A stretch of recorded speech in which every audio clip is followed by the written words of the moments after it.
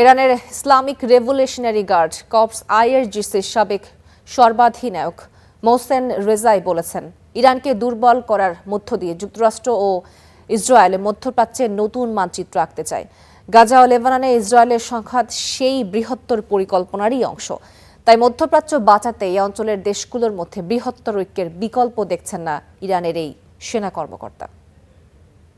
Trump و نتانیاهو یک دکترین مشترکی بوده. Trump এবং নেতানিয়াহুর মতাদর্শ একই ধরনের। তাদের ধারণা হলো তারা যদি এই অঞ্চলে একটি নতুন ব্যবস্থা চাপিয়ে দিতে চায় তাহলে ইরানকে দুর্বল বা ধ্বংস করতে হবে। পশ্চিম এশিয়া ও মধ্যপ্রাচ্যে ইরান থাকলে তাদের পক্ষে মধ্যপ্রাচ্যের মানচিত্র নতুন করে আঁকা সম্ভব নয়। নেতানিয়াহু বহুবার বলেছেন যে তিনি মধ্যপ্রাচ্যের মানচিত্র বদলে দিতে চান। তাই আমেরিকা ও নেতানিয়াহুর নীতি একসঙ্গে মিলেছে।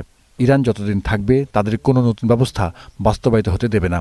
তাই গাজা, লেবানন ও সিরিয়া দিয়ে শুরু করে শেষ লক্ষ্য হিসেবে তারা ইরানকে ঘিরে পরিকল্পনা করছে।